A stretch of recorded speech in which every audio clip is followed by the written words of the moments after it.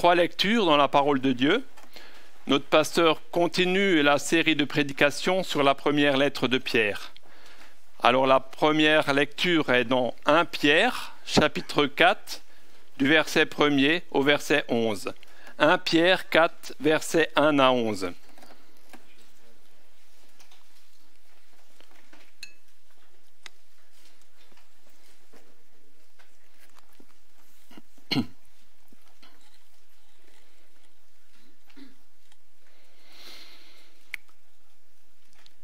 Ainsi donc, puisque Christ a souffert dans la chair, vous aussi armez-vous de la même pensée.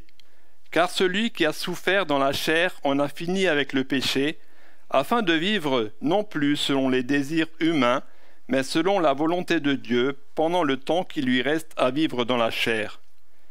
C'est suffisant, en effet, d'avoir dans le passé accompli la volonté des païens, en marchant dans le dérèglement, les convoitises, l'ivrognerie, les orgies, les beuveries et l'idolâtrie criminelle.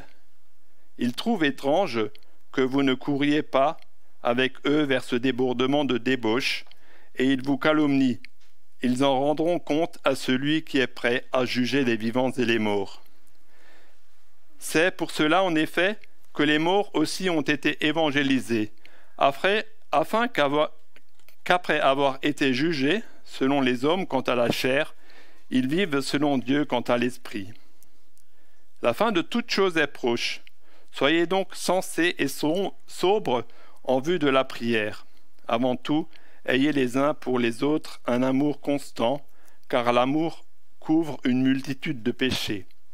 Exercez l'hospitalité les uns envers les autres, sans murmurer. Puisque chacun a reçu un don, mettez-le au service des autres en bon intendant de la grâce si diverse de Dieu.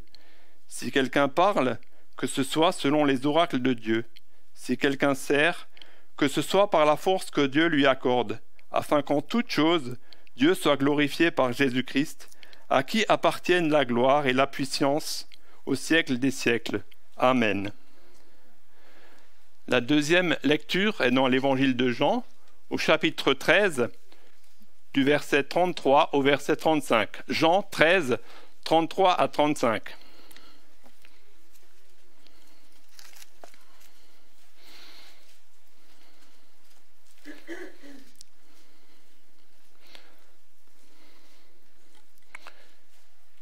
Petits enfants, c'est Jésus qui parle. Petits enfants, je suis encore pour peu de temps avec vous. Vous me chercherez, et comme j'ai dit aux Juifs, là où je vais, vous ne pourrez venir, à vous aussi, je le dis maintenant. Je vous donne un commandement nouveau. Aimez-vous les uns les autres. Comme je vous ai aimé, vous aussi, aimez-vous les uns les autres. À ceci, tous reconnaîtront que vous êtes mes disciples, si vous avez de l'amour les uns pour les autres. J'ai dit 16, c'était 13. Ou c'était juste ce que j'ai dit? C'est bon? D'accord, pardon.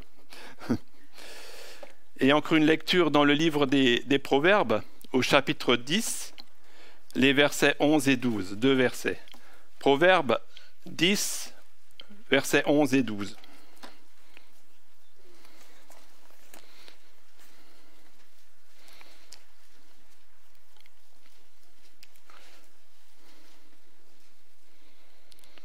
La bouche du juste est une source de vie, mais la violence couvre la bouche des méchants.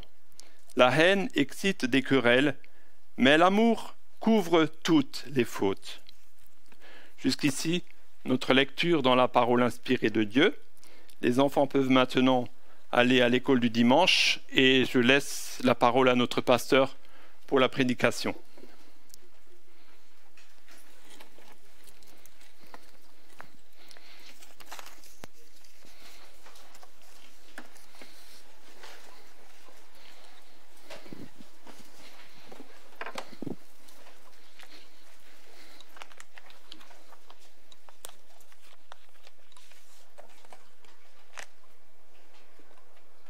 Je ne sais pas si quelqu'un veut prendre un questionnaire encore. Encore quelques-uns. Apparemment, levez la main si vous voulez. Ce sera livré à domicile. Ah c'est bon. Encore un là-bas pour Lucien. Ouais. Ok. Je vous invite à garder votre Bible ouverte sur ce passage de 1 Pierre chapitre 4, versets 1 à 11 qu'on va méditer ensemble ce matin. Je vous ai dit que plusieurs fois déjà, j'espère maintenant vous le rappeler, que l'épître de Pierre, cette première épître, est en quelque sorte un guide de voyage pour conduire les chrétiens dans ce monde afin qu'ils arrivent à bon port dans la présence de Dieu, lors de son retour ou lors de leur mort. Et comme tout guide de voyage, les informations nous sont données petit à petit et au fur et à mesure qu'on avance. Donc vous allez voir que ce qu'on va apprendre aujourd'hui n'est pas complètement nouveau. Il y a des choses dont on a déjà entendu parler, mais quand même qui sont abordées sous un angle un peu nouveau. Et c'est pourquoi le passage d'aujourd'hui est construit sur ce qui précède et qu'on a découvert la semaine dernière, comme le « ainsi donc » du début du passage le souligne. « Ainsi donc » fait référence à ce qu'on a appris la semaine dernière. Alors je vais faire un bref résumé de ce qu'on avait découvert la semaine dernière. On avait vu tout d'abord qu'il y a une façon chrétienne de vivre dans ce monde. Et que même si nous sommes maltraités, incompris, cette façon de vivre dans le monde consiste à faire confiance à Dieu en faisant le bien, plutôt qu'en tentant de nous en sortir avec nos stratégies plus ou moins tordues, humaines, pour éviter la souffrance. Parce que si cela doit arriver, il vaut mieux souffrir en faisant le bien, parce qu'on a une conscience tranquille, qu'en faisant le mal. C'était ce qui nous était dit au verset 17 du chapitre 3. Et où trouver la force pour vivre cela en pratique? Pierre nous a dit, dimanche dernier, dans les versets 18 à 22, que la force se trouve en Christ, qui a vécu cette même réalité avant nous. Il a, lui, souffert le juste pour des injustes. Christ même qui était avec Noé, à ses côtés, lorsqu'il a été sauvé malgré le rejet, la moquerie, l'incompréhension de ses contemporains. C'était les versets 19 et 20. Christ auquel nous nous identifions par le baptême, qui est le symbole de cette union avec Christ.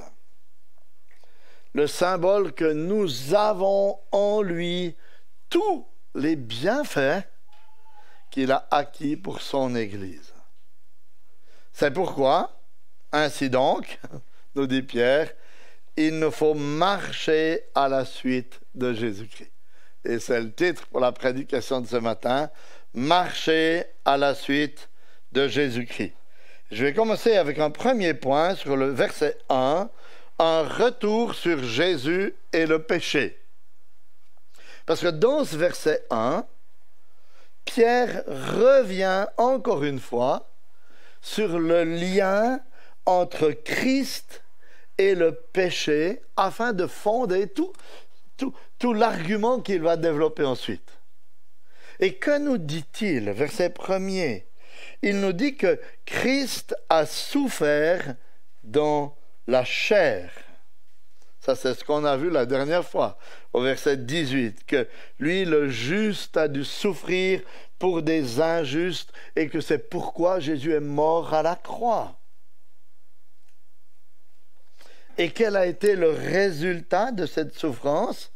Fin du verset 1, c'est qu'en ayant souffert dans la chair, il en a fini avec le péché. Christ en a fini avec le péché. Et il faut nous arrêter un petit moment pour nous poser la question, de quelle manière est-ce que Jésus en a fini avec le péché? Il faut comprendre ce qu'il nous dit ici pour mieux comprendre comment ça s'applique à notre vie après. Il y a 3 manières, me semble-t-il, dans lesquelles Jésus en a fini avec le péché. Il en a d'abord fini avec la condamnation du péché pour tous ceux qui sont en lui. Parce que comme le dit Paul dans Colossiens 2,14, par la croix, écoutez, il a effacé l'acte rédigé contre nous et dont les dispositions nous étaient contraires. Il l'a supprimé en le clouant à la croix. Voyez, l'acte qui était rédigé contre nous, qui nous était contraire, c'est l'acte de condamnation. Cet acte de condamnation, il l'a pris, il l'a cloué à la croix avec lui. Parce qu'il a pris sur lui la condamnation que méritaient nos péchés. Ça, c'est la première manière dont Jésus en a fini avec le péché. Il en a fini avec la condamnation du péché pour tous ceux qui sont en lui. Il en a aussi fini, deuxième manière, avec la puissance du péché. Parce qu'à la croix, il a vaincu, il a défait les puissances hostiles qui ont cherché à le faire mourir et qui s'opposent à Dieu et à son Église. C'est la suite dans Colossiens. Colossiens 2,15, écoutez. Il a dépouillé les principautés et les pouvoirs, c'est les puissances spirituelles contre lui, et les a publiquement livrés en spectacle en triomphant d'eux par la croix. Il a triomphé de la puissance du péché par la croix. Alors, il a triomphé de la condamnation, il a triomphé de la puissance. Troisièmement, il a aussi triomphé, il en a fini avec la présence du péché dans sa vie. Non pas que Jésus ait été lui-même pécheur, mais Christ a dû vivre dans un monde pécheur. Il a côtoyé des pécheurs, il a été exposé au péché des hommes, il a souffert à cause du péché des hommes.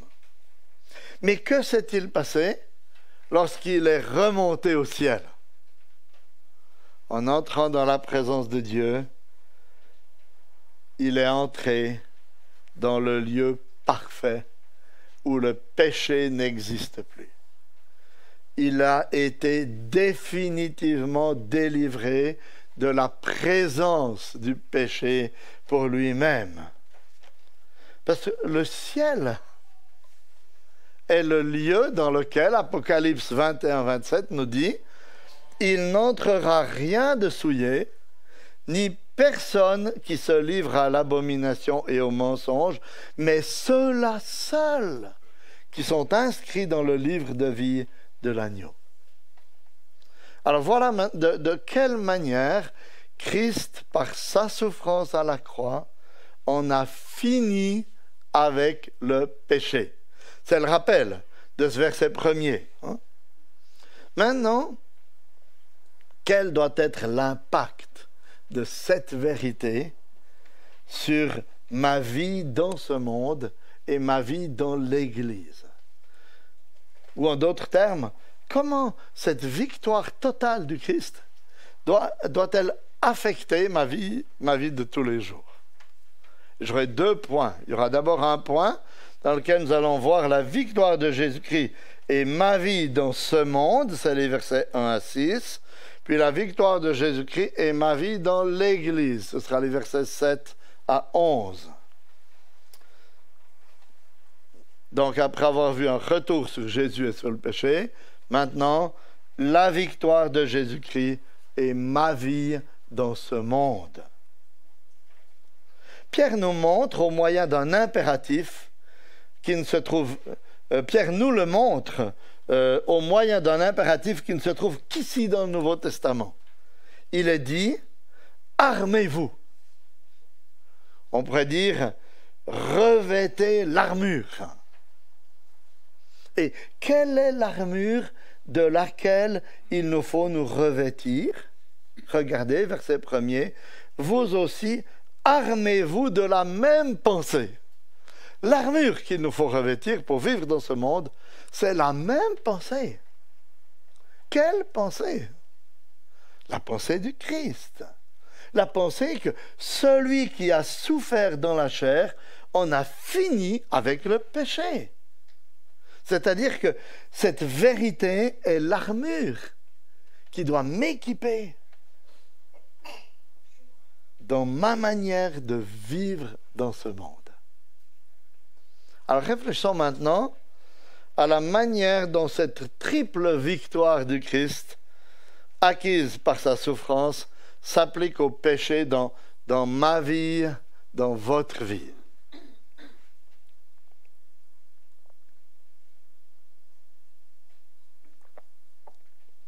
Si vous êtes en Christ, si vous avez placé votre confiance en Jésus-Christ, que vous vivez en nouveauté de vie, quel est votre rapport actuel avec la condamnation du péché? C'est le premier élément sur lequel Jésus en a fini. Romains 8, 1. Il n'y a donc maintenant, j'entends, aucune condamnation pour ceux qui sont en Christ Jésus. Donc, si vous êtes en Christ, vous en avez fini avec la condamnation du péché. Plus aucune condamnation quand vous vous présenterez devant Dieu. Zéro condamnation. Parce que Christ a tout payé et Dieu qui est juste ne peut pas exiger 2 fois le paiement pour le même péché. Maintenant, si vous êtes en Christ, quel est votre rapport actuel avec la puissance du péché? Le deuxième aspect avec lequel Jésus en a fini. Romains 6, 11. Ainsi vous-même, considérez-vous comme morts au péché et vivants pour Dieu en Jésus-Christ. Est-ce que vous comprenez ce que Paul nous dit ici?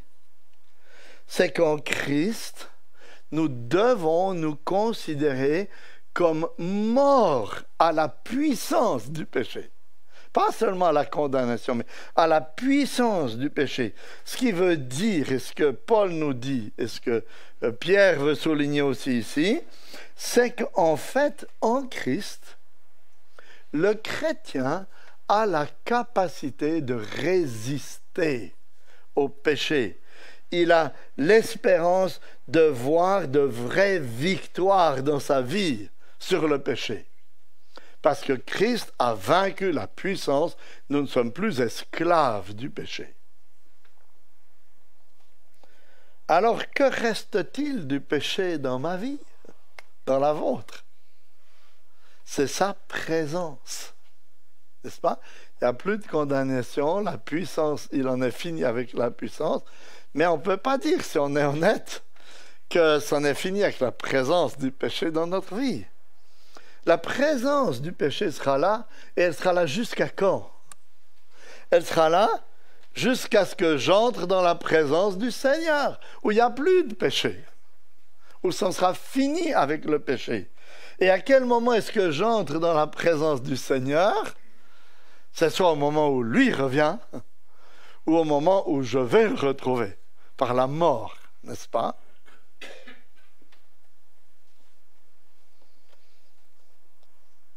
Voilà la pensée qui doit nous habiter. J'en ai fini avec le péché parce que Christ en a fini avec la condamnation, avec la puissance, et je sais que j'en finirai avec la présence. Bientôt. Pas tout de suite, mais bientôt. Maintenant, que va-t-il se passer dans ma vie si une telle armure équipe mes pensées? Verset 2. afin de vivre non plus selon les désirs humains, mais selon la volonté de Dieu pendant le temps qu'il lui reste à vivre dans la chair. Cette idée, cette armure, va produire en moi le désir de ne plus vivre selon les désirs humains, mais selon la volonté de Dieu, pendant le temps qui me reste à vivre ici-bas. C'est-à-dire que le chrétien est quelqu'un qui désire vivre en luttant contre le péché afin de se préparer au ciel. C'est un peu comme quand vous partez en vacances. Le guide de voyage vous explique ce que vous allez découvrir et ça vous aide à vous préparer et à faire vos valises correctement. On est parti en vacances en Belgique, au nord de la Belgique, au mois d'avril, et il y avait des photos de plages, de sable et de mer. Mais heureusement que le guide de voyage nous indiquait la température qu'il pouvait faire à ce moment-là. Parce qu'au lieu des maillots de bain, on a pris les kawés, les bonnets, les polaires. Puis comme ça, on était équipés pour se promener sur la plage. Vous voyez? C'est la même chose. Sachant ce qui m'attend, le guide de voyage va me dire comment vivre déjà ici-bas, me préparer à ma destinée. Et quel est le message que mes pensées équipées de la sorte me transmettent? Verset 3. C'est suffisant.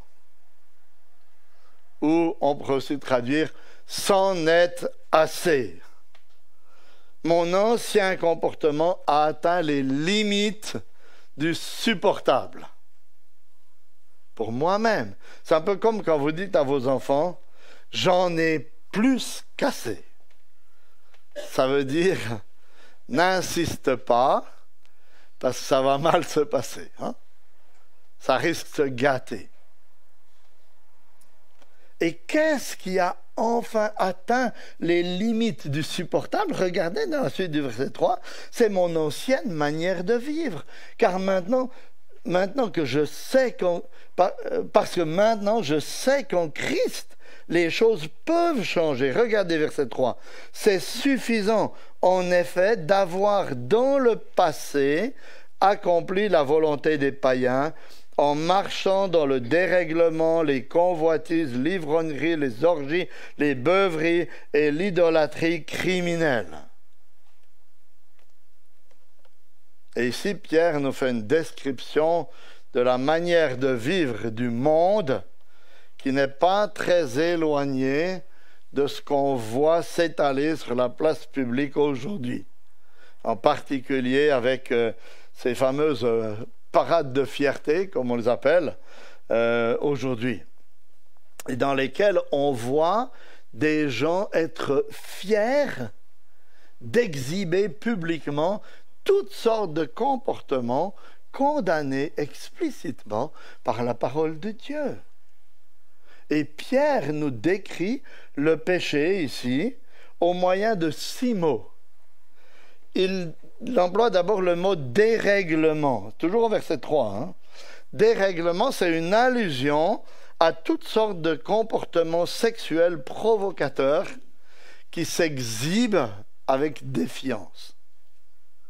Puis il emploie les mots convoitise, ivrognerie, orgie, beuverie. Et je les prends tous ensemble parce qu'on n'est pas là pour focaliser sur le péché, mais plutôt sur la grâce de Dieu. Hein? Mais c'est des comportements dont le seul but est de satisfaire ses passions en perdant le contrôle de son être pour sombrer dans toutes sortes de beuveries. En fait, il s'agit quasiment d'anesthésier ses pensées dans toutes sortes de laisser-aller humain. Et enfin, l'idolâtrie criminelle. Toutes sortes de pratiques religieuses qui sont criminelles parce qu'elles nous éloignent du vrai Dieu et de la vie qui se trouve dans ce vrai Dieu.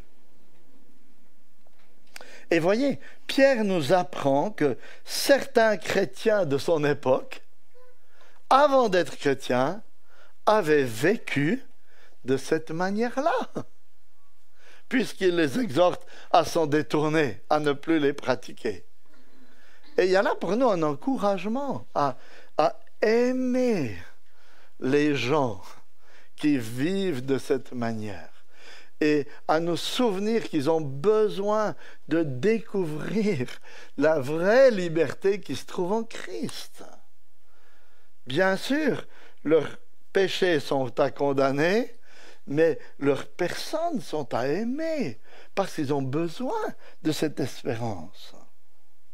Alors, réfléchissez à la manière dont vous viviez avant d'être chrétien. Peut-être que vous n'étiez pas aussi extrême. Peut-être que vous n'avez jamais défilé dans de tels cortèges, mais que vous viviez, vous diriez-vous, correctement. Mais pourquoi viviez-vous et pour qui viviez-vous?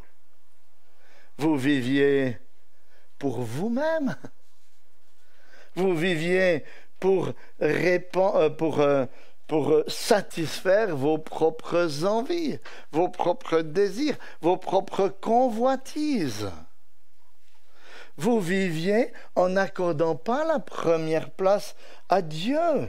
Et si c'est le cas, alors vous êtes tout aussi condamnable aux yeux de Dieu parce que vous n'avez pas vécu pour sa gloire.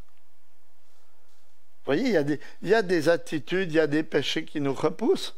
Et le réflexe, des fois, c'est de se blanchir un peu soi-même.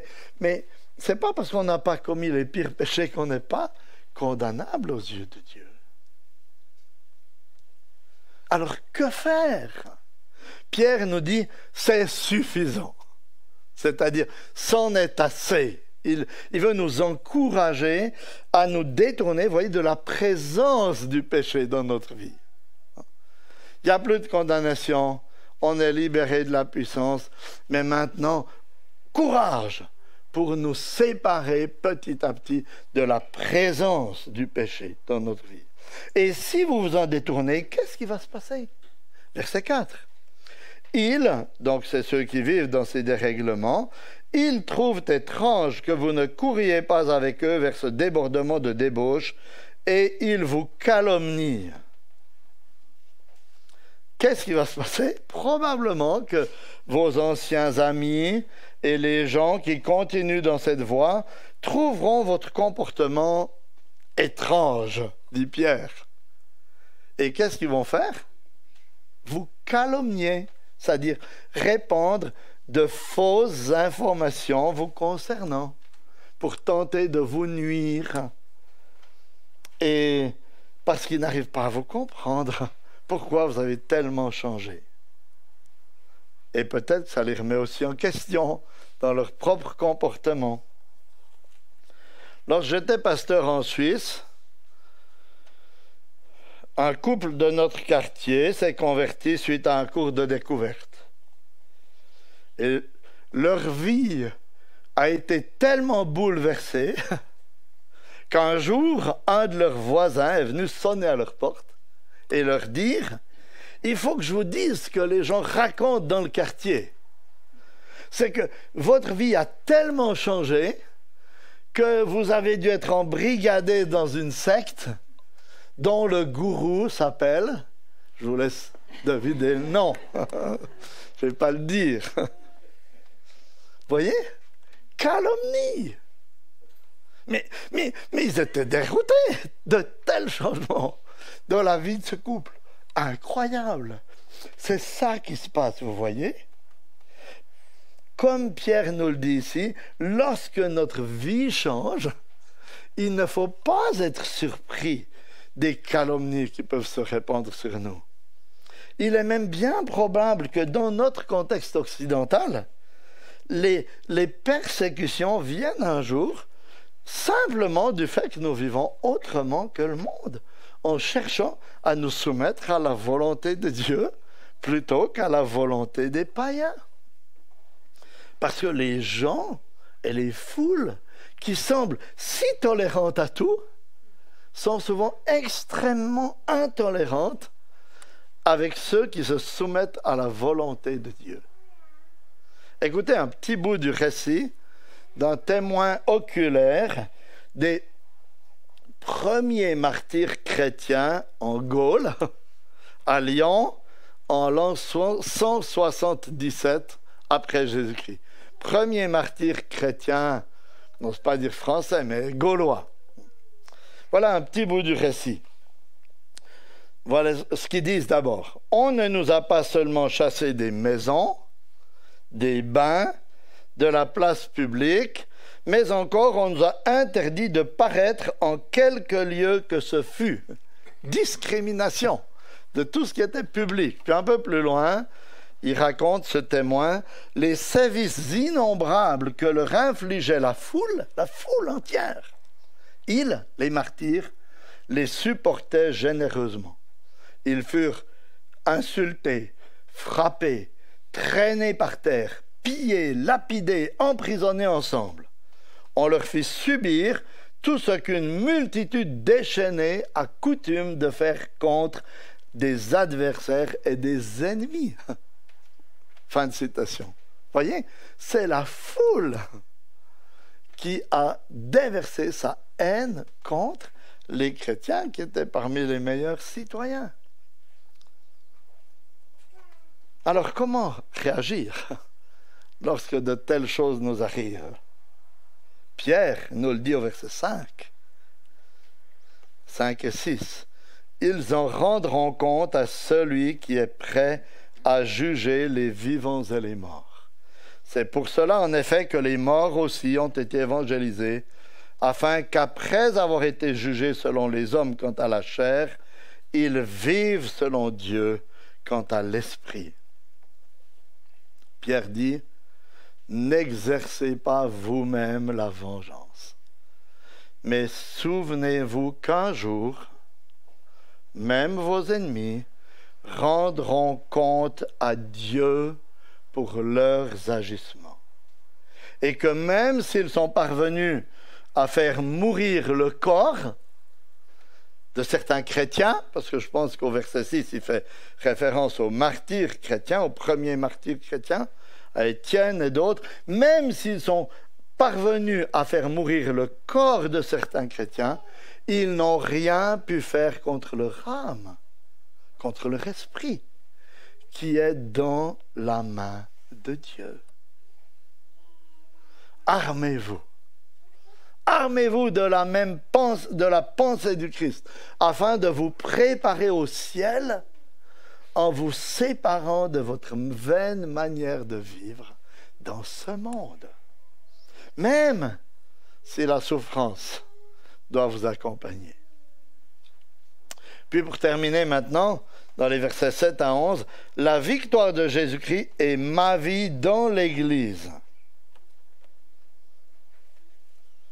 Comme on va s'en rendre compte d'ici 1 ou 2 minutes, ici, Pierre passe du monde à l'Église. Et il parle principalement de la relation qu'on doit avoir entre frères et sœurs dans l'Église. Et quelle est la vérité qui doit armer votre pensée dans l'Église? Verset 7. C'est que la fin de toute chose est proche. La fin de toute chose est proche. Qu'est-ce qu'il veut dire?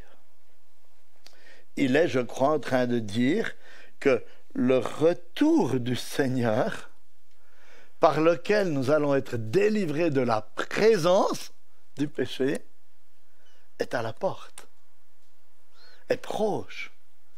Parce que c'est la prochaine étape dans l'histoire du salut. Il n'y a rien d'autre qu'on attend que le retour de Jésus-Christ. Ça pourrait être aujourd'hui, demain, dans 10 ans, dans 50 ans, dans 100 ans. On ne sait pas, n'est-ce pas? Mais c'est proche, parce que c'est la prochaine étape dans l'histoire du salut. Et quel doit être l'impact de cette vérité sur notre comportement en tant qu'Église, en tant que chrétien dans l'Église? Il y a 3 comportements précis qui sont soulignés par Pierre ici, dans ces versets 7 à 11. Il nous parle de la prière, il nous parle de l'amour patient et il nous parle du service varié. Et on va reprendre ces trois éléments maintenant, brièvement l'un après l'autre.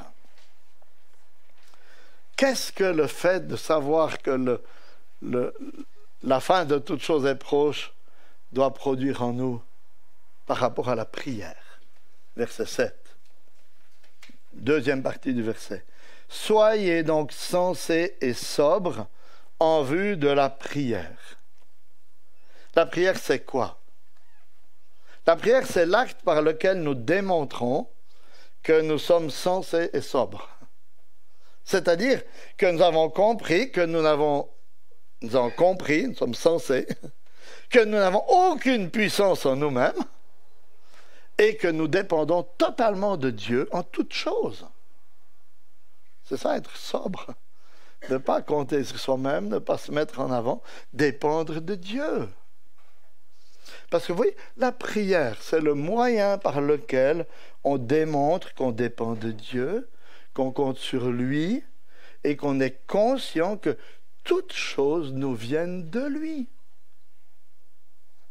C'est pourquoi la réunion de prière et la prière de l'Église sont si importantes. Parce qu'une Église ou un chrétien qui ne prie pas, c'est une contradiction dans les termes.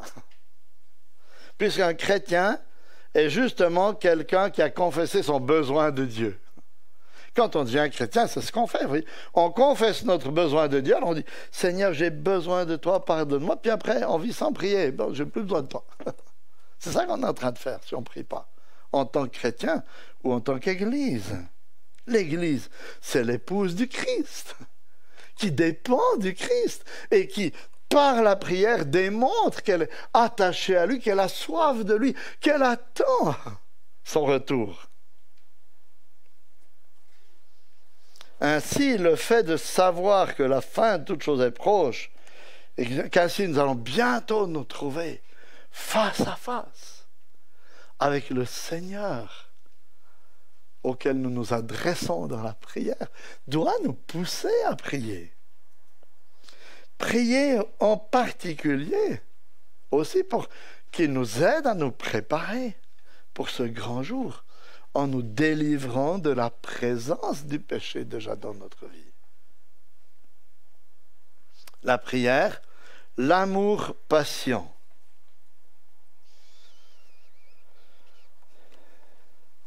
Qu'est-ce que ça vous fait de savoir que la fin est proche et qu'en tant que chrétiens, nous passerons l'éternité ensemble dans la présence de Dieu, où il n'y aura plus d'incompréhension, de paroles blessantes, de rancune, d'amertume, d'attitudes critiques, de médisance, de péché et de toutes ces choses qui nous rendent la vie tellement compliquée dans l'Église. Qu'est-ce que ça vous fait de savoir ça? Est-ce que ça ne vous donne pas envie d'essayer de le vivre déjà un peu dans la réalité quotidienne, dans nos relations aujourd'hui?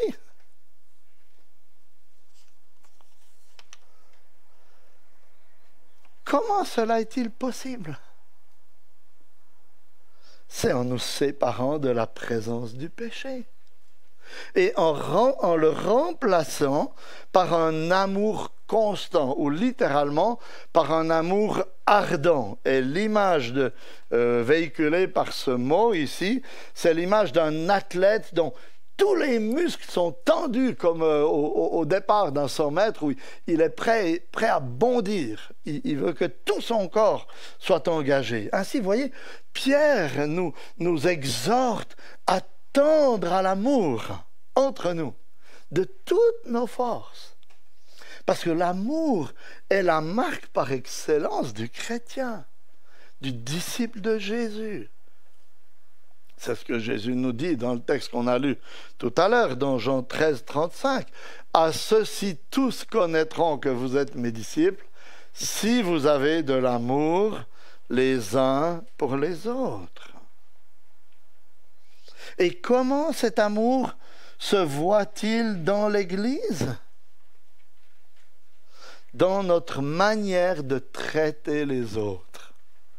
Tout d'abord, il nous dit au verset 8, « Avant tout, ayez les uns pour les autres un amour ardent, car l'amour couvre une multitude de péchés. » Qu'est-ce que ça veut dire? Et ça veut dire qu'on doit cautionner le péché d'autrui et couvrir les comportements criminels, comme ça a été le cas avec les abus sexuels dans l'Église pendant des décennies ou des siècles? Non, bien sûr. Ce verset-là est un demi-verset, en fait, qui vient de Proverbe 10-12. Et le verset entier dit « La haine excite les querelles, mais l'amour couvre toutes les fautes. » Et la première partie du verset nous aide peut-être un petit peu à mieux comprendre la deuxième partie. En fait, Pierre cite ce verset pour nous montrer qu'en fait, l'attitude chrétienne envers nos frères et sœurs consiste à penser le meilleur d'eux et à rechercher la paix plutôt que cultiver la haine ou l'incompréhension ou l'amertume. Un peu comme 1 Corinthiens 13, 4 à 6 nous y encourage. Ce grand passage sur l'amour qui dit « L'amour est patient, l'amour est serviable, il n'est pas envieux, il ne se vante pas, il ne s'enfle pas d'orgueil, il ne fait rien de malhonnête, il ne recherche pas son intérêt, il ne s'irrite pas, il ne soupçonne pas le mal, il ne se réjouit pas de l'injustice, mais il se réjouit de la vérité, il excuse tout, croit tout, espère tout, supporte tout. » Il y aurait de quoi méditer un moment là-dessus, mais ce n'est pas le lieu. Hein. Simplement, vous voyez, ce sont des versets qui nous disent que celui qui apprend à aimer ses frères apprend à ne pas s'offusquer dès que quelque chose lui semble étrange, dès qu'une phrase le blesse, mais il pardonne ou il essaye de régler la chose avec son frère, avec sa sœur. Que lorsqu'il est victime d'une parole maladroite, d'une attitude qui lui semble méprisante ou autre, il pardonne au lieu d'entretenir l'amertume dans le cœur. Ça, c'est la première partie, quand il nous dit « l'amour couvre une multitude de péchés ». Puis la deuxième partie, il dit « exercer l'hospitalité les uns envers les autres sans murmurer ». Ça, c'est la deuxième façon de manifester l'amour. Exercer l'hospitalité sans murmurer. Et l'hospitalité dont il parle ici, c'est littéralement l'amour de l'étranger. Et dans le contexte de l'époque, ça faisait surtout référence à l'accueil des chrétiens qui voyageaient dans l'Empire et qui, tout à coup, frappaient à votre porte et disaient « Coucou, on est là, vous avez des lits, on est 4, 6, 8, on reste 4 jours. »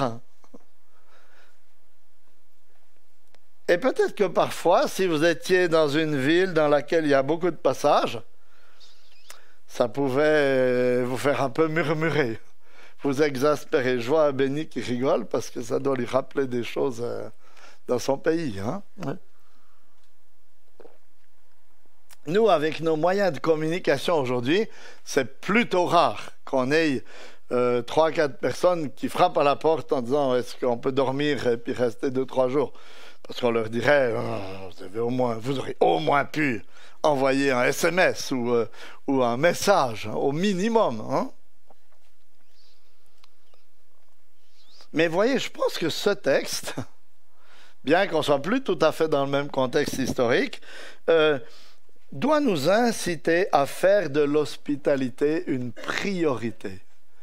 Et je pense que quand il dit « sans murmurer », ça doit nous encourager, en fait, à ne pas seulement exercer l'hospitalité envers les gens qui nous attirent ou les gens avec qui c'est facile, mais d'apprendre à exercer l'hospitalité aussi envers ceux qui peut-être nous repoussent même, ou avec qui on n'a pas d'atome crochu, avec qui on semble être tellement différents.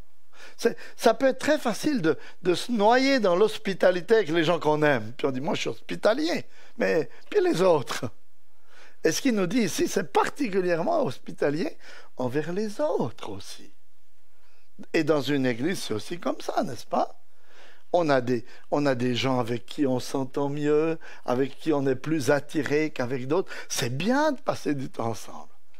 Mais pensons aussi à exercer l'hospitalité avec ceux qu'on connaît moins, ou qu'on connaît même peut-être pas du tout. L'amour patient. Troisième élément, le service varié. La victoire du Christ, comment est-ce qu'elle se manifeste dans ma vie, dans l'Église? Par la prière, par l'amour patient et pour terminer, par le service varié. Au verset 10, il nous dit « Puisque chacun a reçu un don, mettez-le au service des autres en bons intendants de la grâce si diverse de Dieu. » Pierre nous dit que chacun d'entre nous a reçu au moins un don. Ce qui fait que chacun de nous est unique. Même si nous appartenons à la même église, même si nous chantons les mêmes cantiques, même si nous nous ressemblons dans notre manière de vivre la foi, nous sommes uniques. Un peu comme des flocons de neige, en fait, qui, quand vous les voyez tomber, se ressemblent tous. Mais paraît-il, moi je n'ai jamais contrôlé, mais qui paraît-il sont tous différents. Il n'y en a pas deux identiques. Et c'est un peu comme ça, quelqu'un qui arriverait dans l'église, il dit, c'est tous les mêmes. Oui, peut-être, parce qu'on est rassemblés ensemble, mais quand il prendrait le temps d'analyser un petit peu, il dirait, ah, c'est peut-être tous les mêmes dans certaines pratiques, mais chacun est différent. Chacun a reçu un don différent.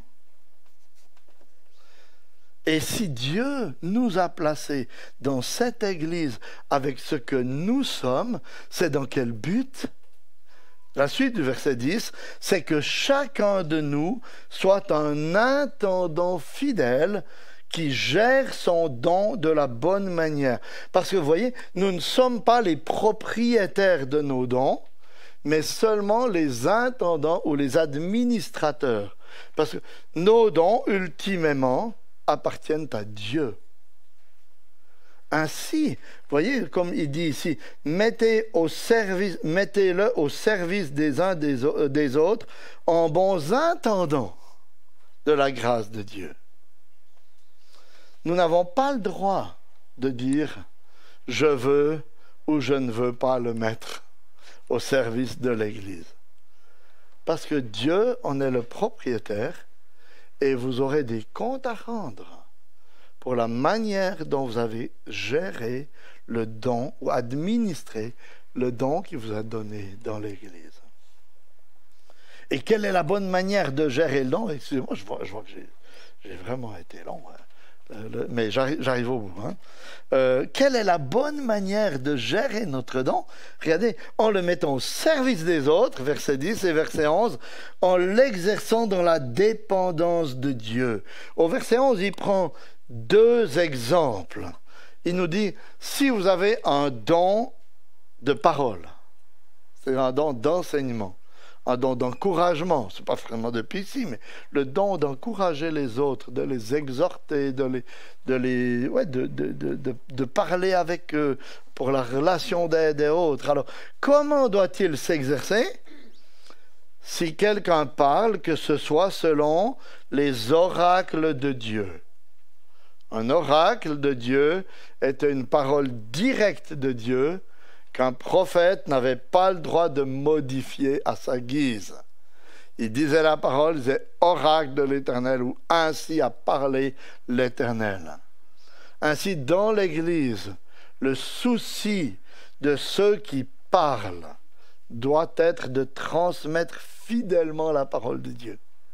sans l'altérer, ni rien en cacher, afin de prêcher tout le conseil de Dieu, y compris les parties les plus difficiles à comprendre et parfois aussi les plus difficiles à avaler pour les êtres humains.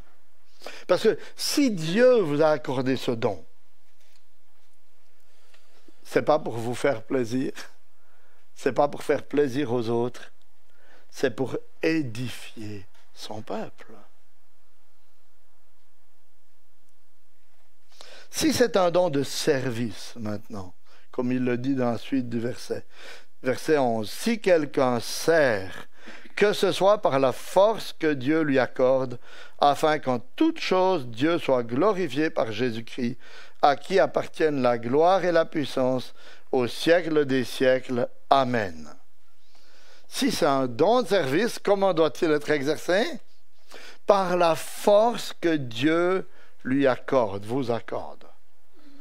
C'est-à-dire que votre don doit être exercé en comptant sur la force du Seigneur et non pas en comptant sur vos propres forces ou sur vos propres compétences. Parce que si c'est le cas, qu'est-ce qui va se passer?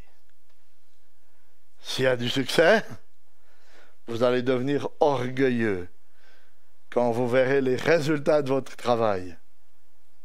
Et s'il n'y en a pas, ou si certains semblent ne pas reconnaître votre service à sa juste valeur, vous allez devenir amer et abattu.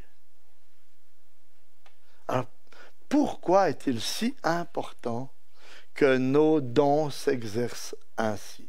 Par la force du Seigneur, en fidélité à la parole du Seigneur. Mais Pierre le dit ici, parce qu'en définitive, ça n'est pas notre don qui est important, mais c'est la gloire de Dieu. Afin qu'en toute chose, Dieu soit glorifié par Jésus-Christ, à qui appartiennent la gloire et la puissance au siècle des siècles. Vous voyez, parce que Christ en a fini avec le péché pour nous. C'est Christ qui nous donne la puissance pour lutter contre la présence du péché dans notre vie. Et c'est Christ qui revient pour mettre un terme à la présence du péché dans notre vie. Alors, armez vos pensées de ces vérités afin de marcher à la suite de Jésus-Christ dans le monde et dans l'Église.